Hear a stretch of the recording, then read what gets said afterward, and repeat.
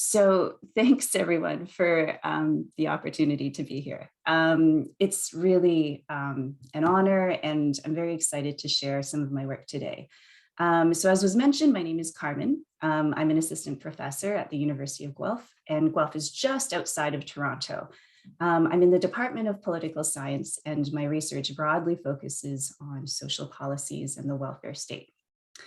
Now, for those of us who study social policies, one of the things that we can't help but notice is that governments often ignore important policies that could improve welfare and well-being. So I'm talking about policies that serve, for example, low-income groups, women, refugees, migrants, or even policies that tackle malnutrition, non-communicable diseases, poor sanitation, or even post-infection syndromes like long COVID. A lot of government policies remain inadequate. So in my presentation today, what I'm going to try to do is I'm going to try to answer two questions. So the first question is, why do governments so often overlook these policies? And the second question is, what prompts governments to finally act when they do expand these policies, if they do act at all? So to answer the first question, my presentation is going to show that many of the policies that get ignored by governments have two characteristics. First, they serve a group with low political power. And second, they address an issue with low visibility.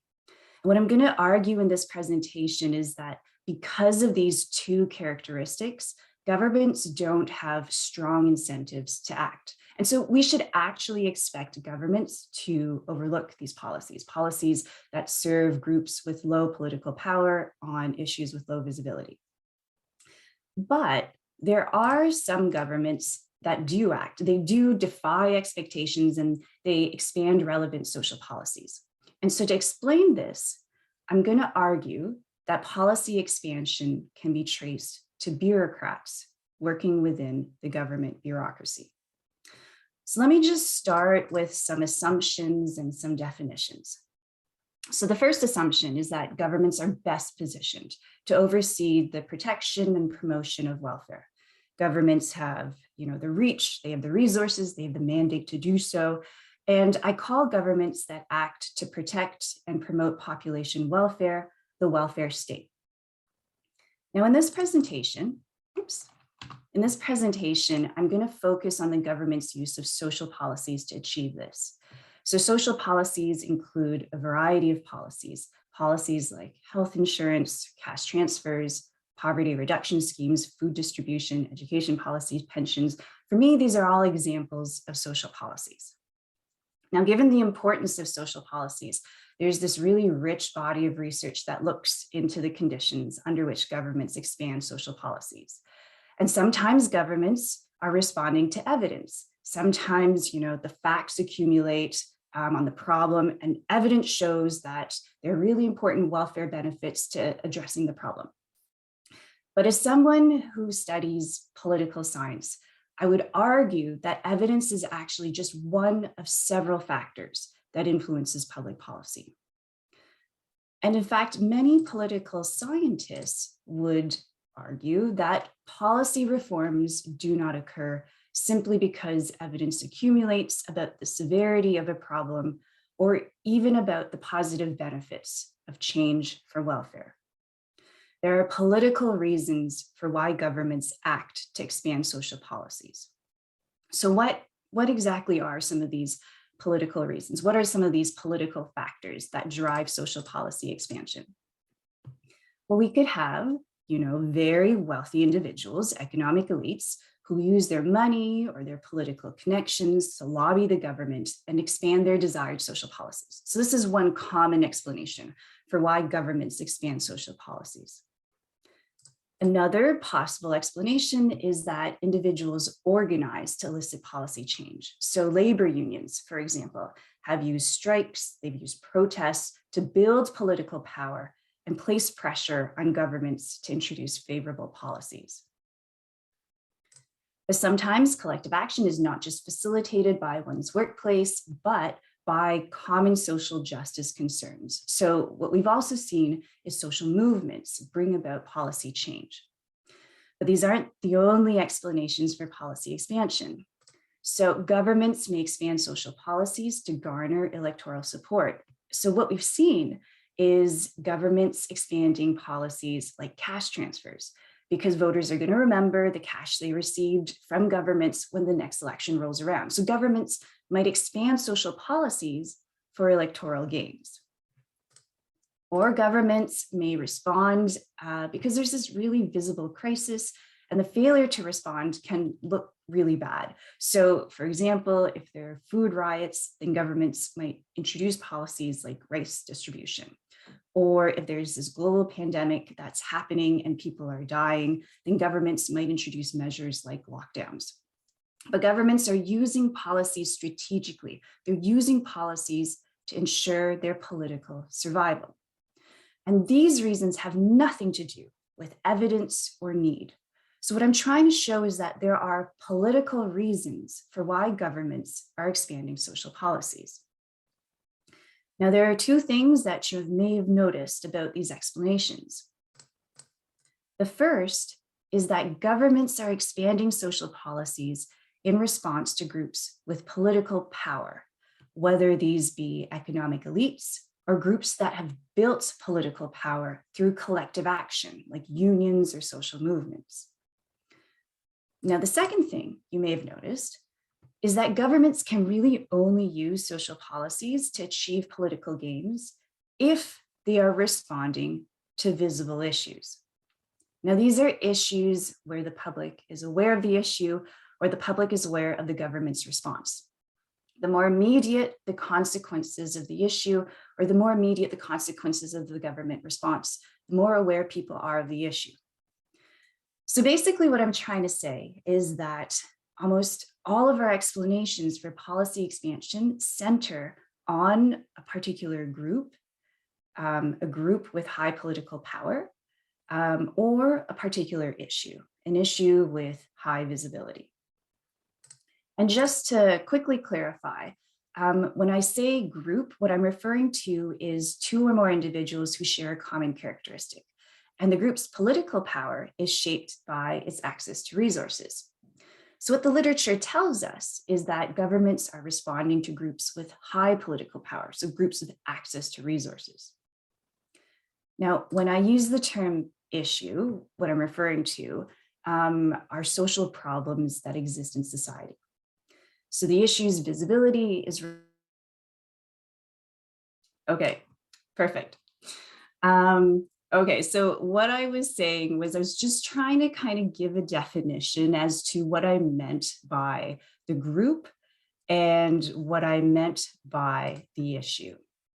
So when I talked about the group, I was just talking about a group being two or more individuals who share a common characteristic. And the group's political power is shaped by its access to resources. And so the literature tells us that governments respond to groups with high political power, so groups with access to resources.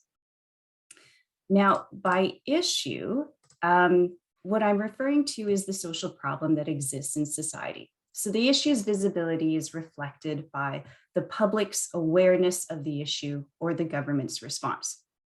So what the literature tells us is that governments will address high visibility issues because that is what translates into political gains. So governments are busy responding to these groups, or they're responding to these issues because the failure to do so can threaten their political survival. And because time and resources are finite, policies that serve groups with low political power on issues with low visibility are the policies that get deprioritized.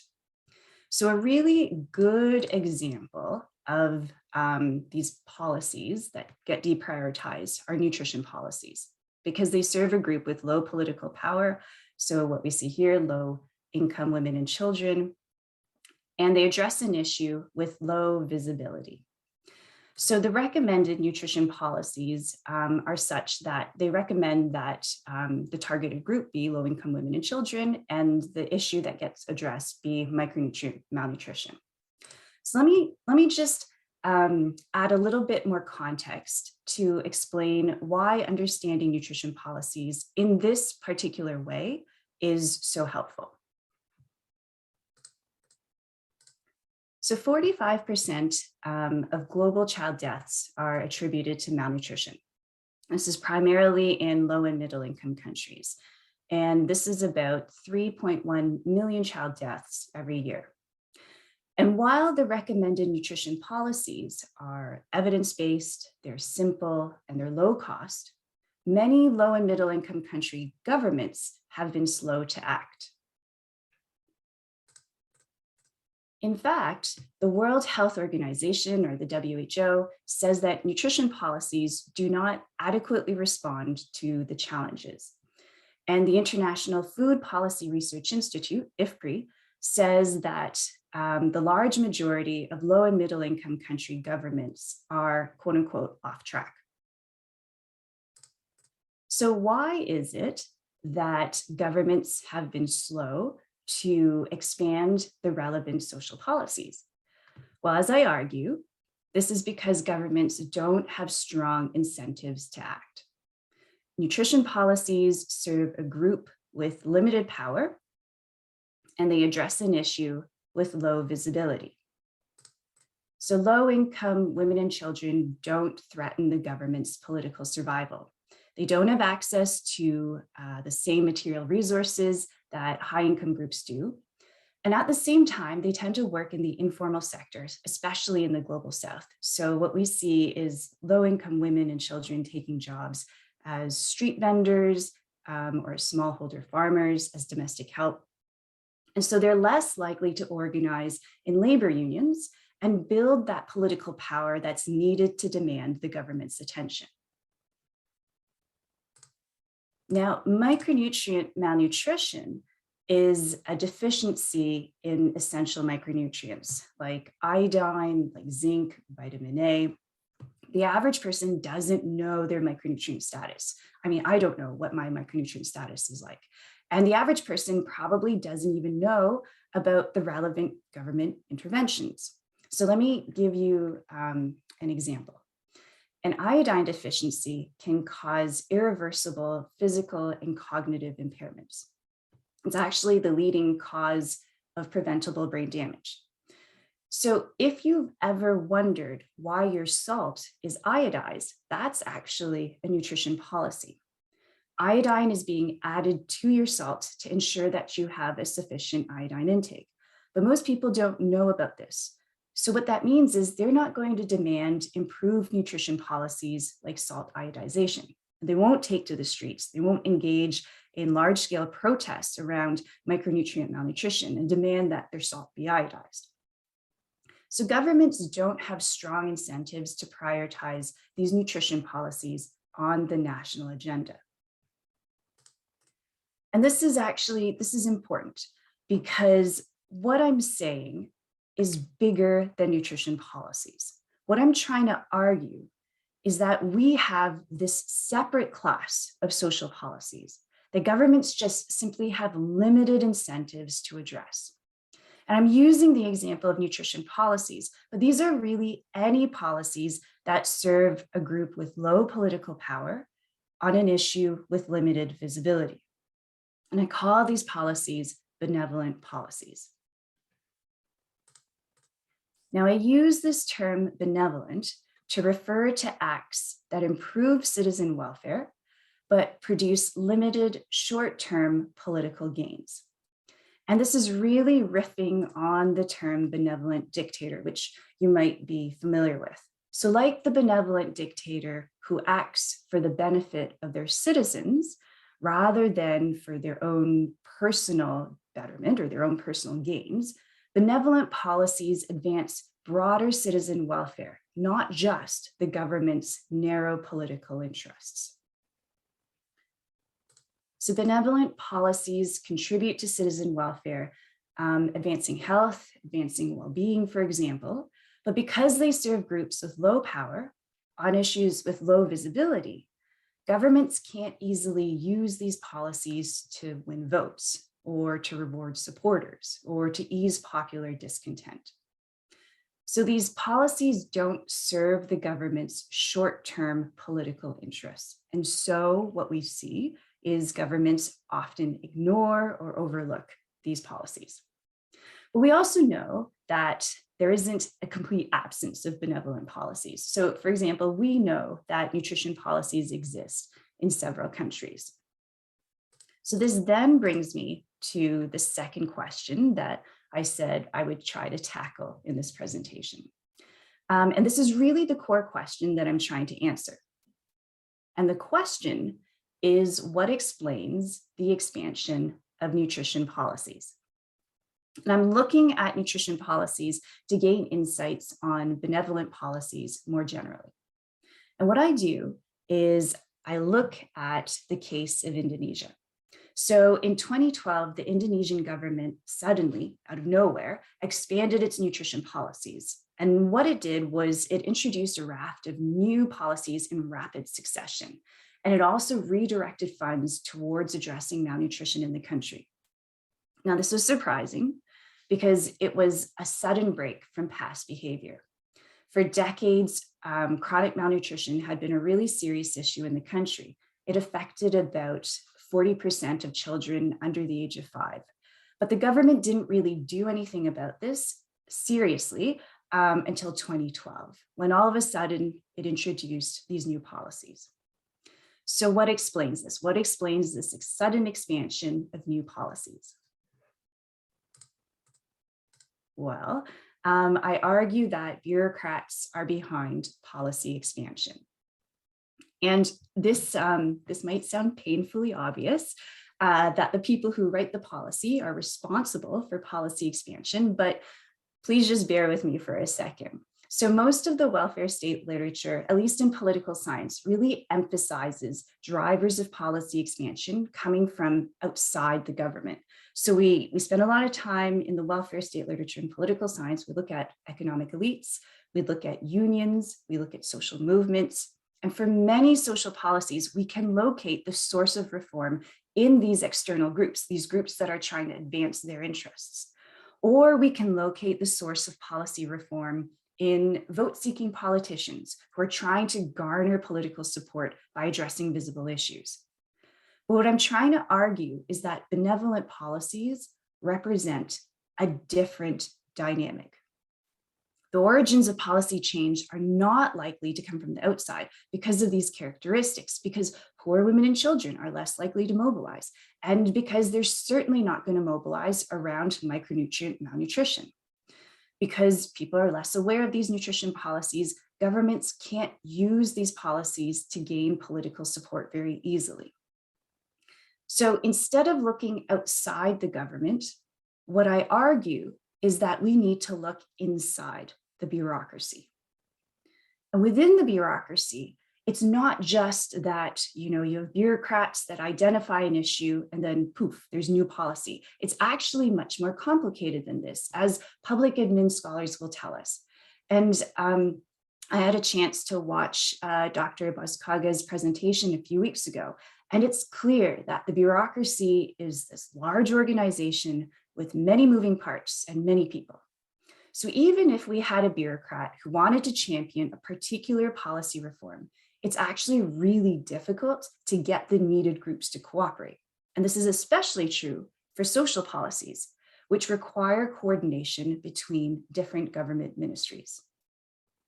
So what I'm going to show you in the case of Indonesia is that we have technocrats who are bureaucrats with technical expertise who deliberately sought to augment their political power within the bureaucracy to facilitate the cooperation and coordination needed between ministries for policy change. Before I get to this argument, though, I just want to briefly mention some of the data that I use to come to my argument. So my Indonesia case is part of a broader research project that looks at 4 country case studies. Indonesia is one of them. but I also look at the Philippines, Laos, and Cambodia. And I did field work in all of these countries in addition to Thailand. And while I was there, I collected 3 types of data. The first thing I did was participant observations. So I observed 3 closed door regional health and nutrition meetings, but I also did 3 months of observations at UNICEF's regional office in their nutrition section. The second thing I did was I carried out over 70 in-depth, semi-structured interviews, and I was talking to policymakers, civil society actors, and folks from international organizations who worked in nutrition. And this was all pre-COVID, when it was more possible to do international field work. Now, the third thing that I did was I reviewed secondary sources. So these are documents that I was able to access because I was hanging around UNICEF and other government documents that interview participants had shared with me. And I'm happy to talk more about this during the Q&A if there are any questions about my fieldwork. Now, what was really interesting when I was doing this fieldwork was that the Indonesian government's sudden expansion of nutrition policies couldn't be explained by the more traditional explanations of policy change, the more conventional explanations. So what I want to do is I want to just talk a bit about some of these more conventional explanations. The first, as you see here, is industrialism. And these are studies that fall under this kind of broad umbrella of industrialism. What they suggest is that economic growth occurs in tandem with the expansion of social policies. But while the Indonesian government experienced rapid economic growth from 2000 onwards, what we see is that nutrition policies remained inadequate during this period of time. And in fact, for more than a decade, the government had the resources to address malnutrition, but it didn't take significant policy action. So what this tells us is that economic growth alone was not responsible for policy expansion. Now there's a second strand or another strand of literature, and what it does is it links democracy to the expansion of the welfare state. And so electoral competition, the scholars say, creates incentives for policymakers to respond to the poor. And this in turn facilitates the expansion of redistributive policies. But democracy doesn't change a government's incentive to address issues with low visibility. So Indonesia's democratization was accompanied by the expansion of policies that serve the poor, absolutely yes, but also an intensified focus on visible issues. What happened was the government prioritized policies with electoral returns, such as health insurance or food distribution. And while these could indirectly improve nutrition, the focus on visible issues sidelined micronutrient malnutrition. So what this then tells us is that theories of democracy can't help explain the expansion of nutrition policies in 2012. Now we have another body of research that suggests that left-leaning political parties are associated with reform. And this is based off of research in Latin America and in countries like Canada and the United Kingdom, where we tend to see the election of left-leaning political parties followed by more redistributive policies. But these theories don't travel very well to Indonesia, where parties are mostly organized around religious lines, not around this left-right divide. So theories of political parties or partisanship don't really help us in this particular case. So if none of the conventional explanations for policy reform really fit this Indonesia case, then how can we explain the expansion of nutrition policies in Indonesia in 2012? Well, what I do is a within-country case study. And what I mean by this is I compare 3 different periods within Indonesia to try to identify, what are the factors that explain policy expansion. And what we see is that there were three different periods. So we see that first there was this period of policy expansion in the 1970s. And this was then followed by a period of policy retrenchment, where nutrition fell off the agenda in the 1990s and the 2000s. And then this was followed by a period of policy expansion in 2012.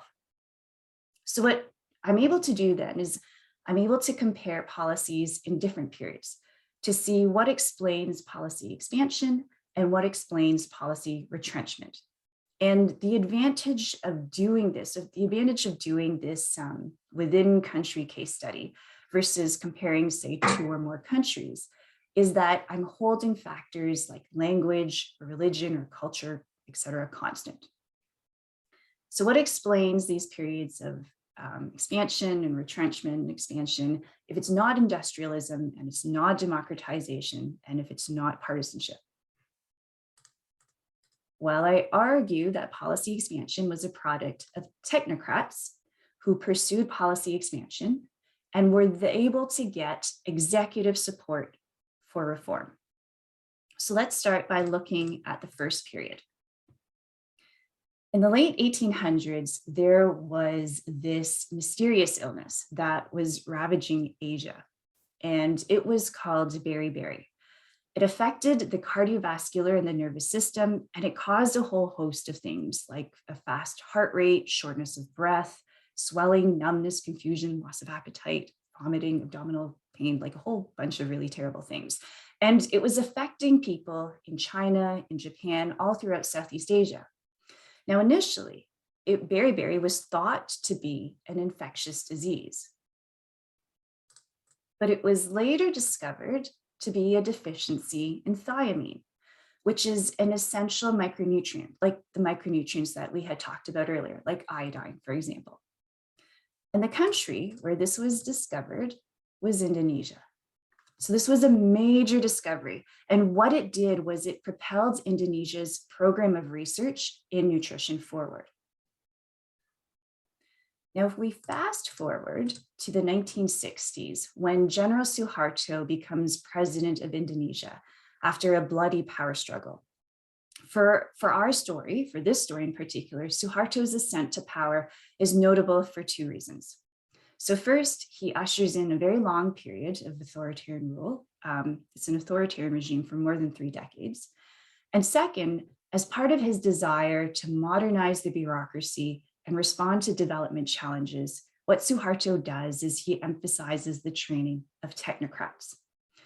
At the same time, we have external donors like the Ford Foundation, like the World Bank, like the IMF. They're all supporting this, and they're funding scholarships for Indonesian students to go abroad to study. So in this authoritarian government, what we see is a lot more people with technical expertise, including technical expertise in nutrition, because after the discovery of thiamine as a cause of beriberi, a research institute gets set up, and later this research institute gets rolled into the government. Now, this doesn't mean that the policymaking process in Indonesia is apolitical, and it doesn't mean that it's free from corruption. But what we did have was bureaucrats within the government who had technical knowledge. And we also had a bureaucracy that valued this knowledge. Some of you may have heard of the Berkeley Mafia. And these were Indonesian students who studied at Berkeley, then went back to Indonesia, and they subsequently held key positions within the government. And some of those bureaucrats were in powerful government ministries, including Bappenas. So Bappenas is the national planning agency in Indonesia. It's a very powerful government ministry. As someone who was part of the Berkeley Mafia with Jojo Nidisastro, headed up Bappenas, and he was also one of President Suharto's most trusted advisors. So Nidisastro was supportive of expanded nutrition policies.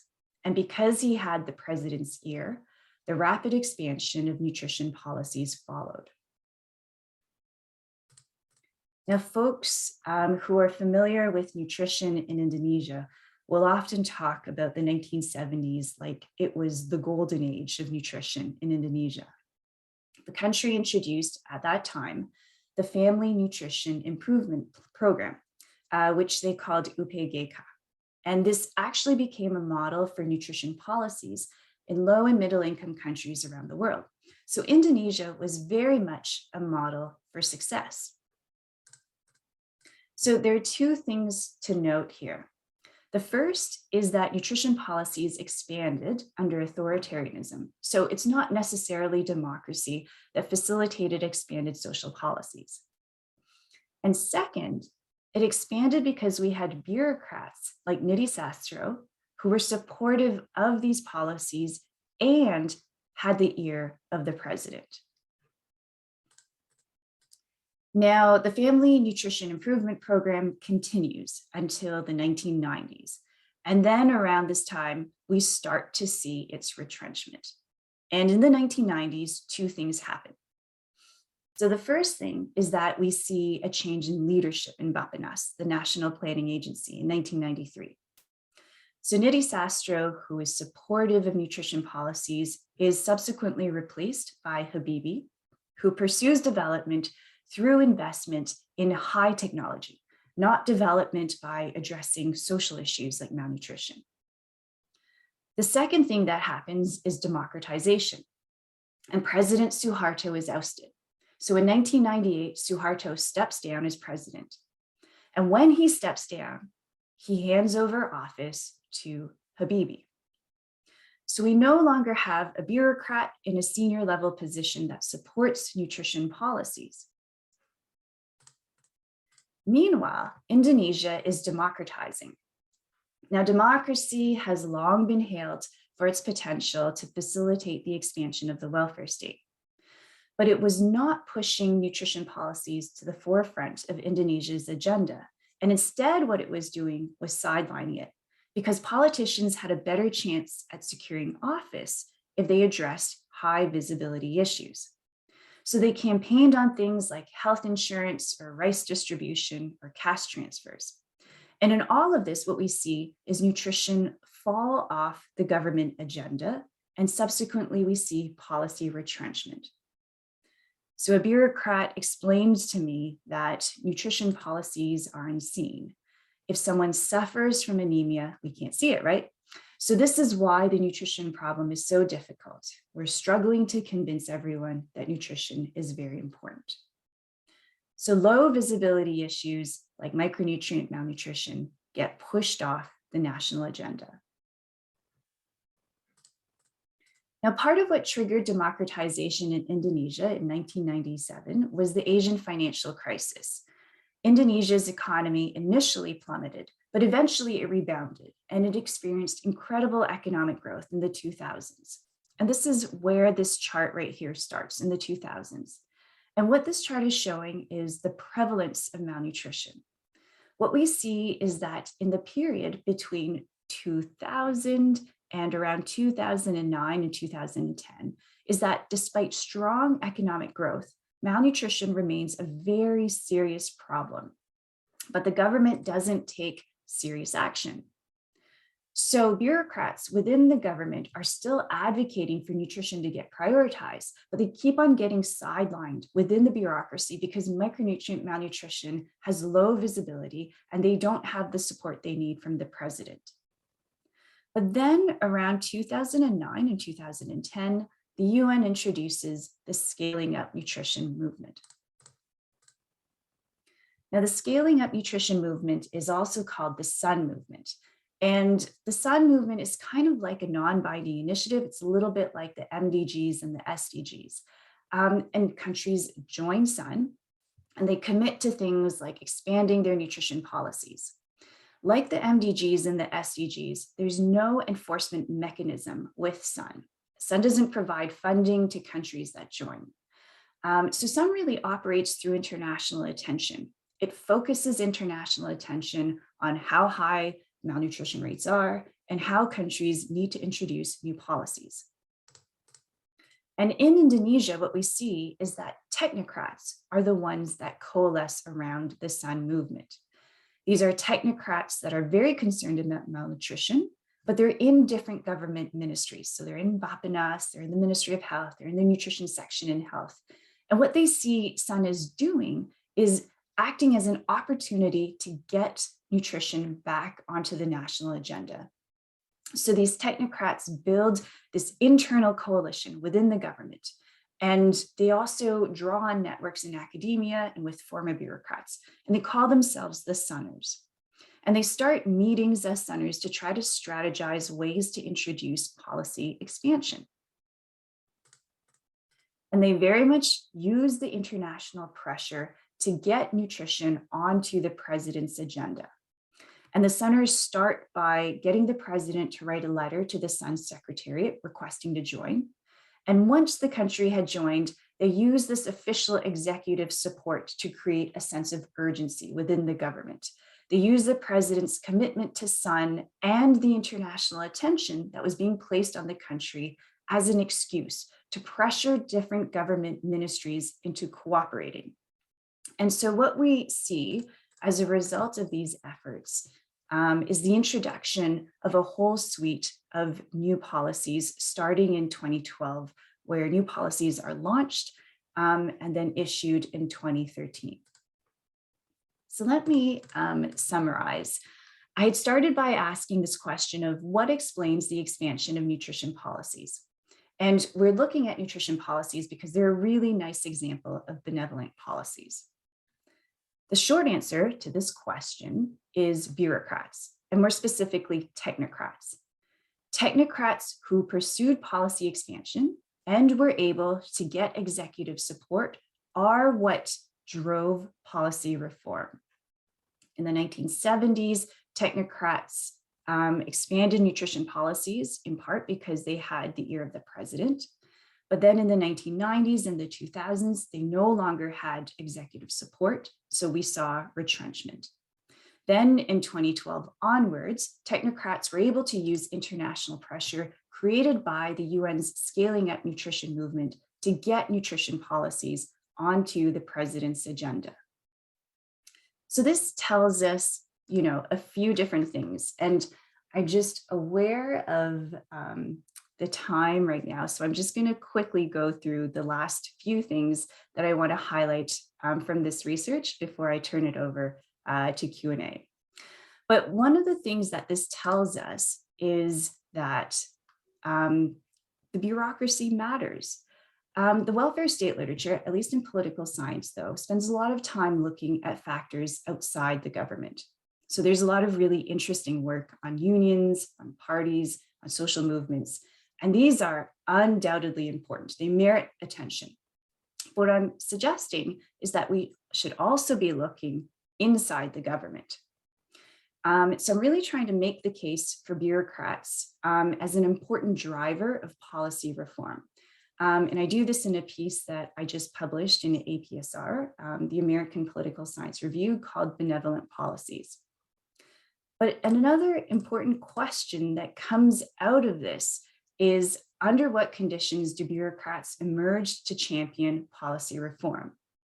And this is the project that I'm currently working on. And I'll just very, very briefly say a few words about this, keeping in mind the time that we have left. So what I argue is that bureaucrats emerge in governments with high bureaucratic capacity. And I define bureaucratic capacity as consisting of both technical capacity and political capacity. I can talk a little bit more about what I mean by this in the Q&A, but what we see is that in Indonesia, where we have high technical capacity and high political capacity, bureaucrats are the ones that emerge to champion reform. Now, all four of these countries signed on and joined the Sun movement, but we only have one out of the four that introduces meaningful policy change, and that's Indonesia. And if we look at technical capacity and political capacity in the remainder of the countries, what we see is that one or both are lacking. And so bureaucrats don't emerge to champion policy reform. So if you're going to take these findings and think a little bit about what they mean for foreign aid and development interventions, what my research is really suggesting is that, we should be directing foreign aid to scholarships and technical training for individuals in low and middle income countries, instead of just funding foreign-led interventions where Western experts advise and provide technical support. The other piece of my work points out that international initiatives work in a very different way from how they're intended. So the intention of the Scaling Up Nutrition movement was to win over the people's hearts and minds, convince people that malnutrition is an important issue to tackle. But what I'm showing in this presentation is that bureaucrats in Indonesia already knew that malnutrition was a problem, that nutrition should be prioritized. Where the UN initiative became important was in their ability to use it to advance their agenda. So I think that these are a few important pieces to consider. And the other important piece that I would just want to quickly mention is that I'm trying to show that there's this tension between evidence and politics. So evidence can tell us that we have this really serious issue that affects a lot of people. It causes, long-term and irreversible damage. And we also have evidence-based, simple, low-cost interventions. But governments will not act if they don't have strong political incentives to do so. So this is benevolent policies. We can have good policies, but bad politics. So I think what we need to do is, first of all, recognize benevolent policies as a separate class of social policies, and then start to think a little bit more about some of these triggers of policy reform. And that's it for me. So thanks very much for the opportunity to share some of this work. And again, apologies for the technical difficulties.